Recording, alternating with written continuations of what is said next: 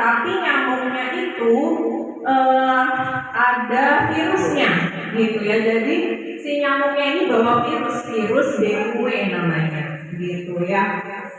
Nah, ya. Oke, ya jadi infeksi virus dengue atau DBD atau dengue fever ya itu dua hal yang berbeda ya Bu ya, nanti kita bahas. Jadi ini adalah penyakit menular ya yang disebabkan karena virus dengue akibat gigitan nyamuk Aedes aegypti. Jadi belum tentu juga nyamuk Aedes aegypti-nya nih pas gigit nih jadi dengue enggak. Kalau dia nggak bawa virus ya dia nggak nyebabin dengue gitu ya. Tapi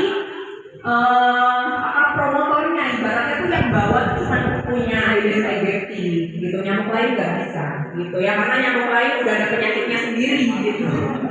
Oke, next. Nah ini kenapa bahaya? Jadi perjalanan penyakitnya tuh cepat Bapak Ibu. Kadang yang udah dibilang udah nggak demam nih, ternyata itu bisa jadi fase kritis gitu. Jadi kadang tidak terdeteksi padahal dia masih sakit, tapi karena demamnya turun jadi kita kurang waspada, malah jadi kelewatan gitu ya. Oke, ini data di Kabupaten Indramayu mungkin sudah disinggung oleh Kepala Puskesmas kita ya, khususnya untuk di Jatibarang. Ini adalah data di Kabupaten Indramayu mulai dari tahun 2023 sampai awal Juni 2025. Kita lihat di awal Juni jumlah kasusnya sampai 400 dengan 2 warga yang dinyatakan meninggal. Ya, jadi ini mencapai hampir tengah tahun aja udah banyak gitu ya Bu ya, dari tahun 2024 ke tahun 2024 itu 527. Ini masih bulan Juni kasusnya udah 400 di Kabupaten Indramayu. Next. Oke, nah ini ciri-ciri nyamuknya ya, mungkin Bapak Ibu udah tahu ya ciri-ciri nyamuknya. Jadi berwarna hitam putih belang-belang gitu ya di seluruh tubuhnya. Nah, dia tidak berkembang biak di selokan got atau kolam. Jadi yang dia itu berkembang biak di tempat yang bersih dan tenang gitu ya. Jadi kalau di selokan itu dia nggak berkembang biak. Jadi berkembang biaknya itu di tempat yang bersih. Makanya nanti ada yang namanya 3M, ada menutup genangan air gitu ya. Selain bak mandi, vas bunga kan vas juga suka ada genangan ya Bu ya.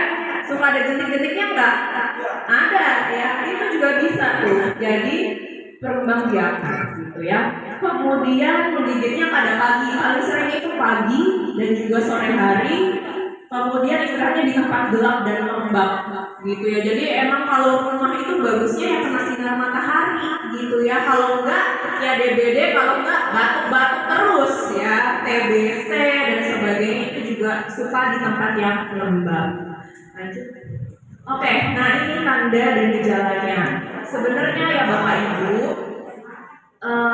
ini kan termasuk infeksi virus ya. Jadi kalau penyakit itu demam ya, contohnya demam kan paling banyak gejalanya itu demam ya, diawali memang demam. Nah demam itu sebenarnya banyak ibu-ibu bapak-bapak penyebabnya. Ada infeksi virus, ada infeksi jamur, ada infeksi bakteri gitu. Nah kalau dengue itu masuknya virus kan, karena penyebabnya virus dengue. Tapi ada juga banyak juga virus-virus lain gitu yang bisa menjadi penyebab demam itu. Makanya jangan kita perlu waspada tapi tidak perlu panik kayak gitu ya. Jadi kalau misalnya nanti keluarga ya amit-amit ya, kalau misalnya nanti ada yang demam dan sebagainya, itu sebenarnya penyebabnya banyak Bapak Ibu. Belum tentu ini tetangga ada yang demam berdarah, terus kalau kita demam itu pasti demam berdarah, nggak selalu gitu ya. Karena tadi yang sudah disampaikan oleh Dr. Eka, kalau demam berdarah itu harus ada pemeriksaan laboratoriumnya. Terus saya mau nyampein juga untuk perhitungan hari demam ibu-ibu bapak. Biasanya nih, Dok, anak saya tuh udah demam, misalnya hari Rabu. Dan demamnya dari hari Senin. Udah 3 hari dong. Biasanya gitu ya. Itu salah perhitungannya Bapak Ibu. Jadi demam itu dihitungnya per 24 jam. Jadi misalnya hari Senin, saya selalu ditanyain ke pasien, hari apa Bu? Saya nggak mau tahu 3 hari 4 hari apa, harus ingat. Karena saya hitung, karena kadang suka keliru. Untuk apa sih? Untuk periksa labnya. Karena hasil laboratorium tergantung berapa hari demamnya.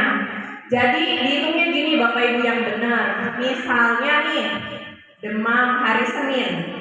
Seninnya pagi, siang, atau sore, misalnya pagi. Berarti baru kehitung demam sehari itu hari Selasa pagi. Bukan misalnya hari Senin malam, terus itu besoknya udah hari Selasa nih, baru tadi malam dong. Berarti itu hari kedua, nggak kayak gitu ibu-ibu. Jadi perhitungannya itu kalau hari Senin malam, ya berarti Selasa malam itu hitung baru sehari.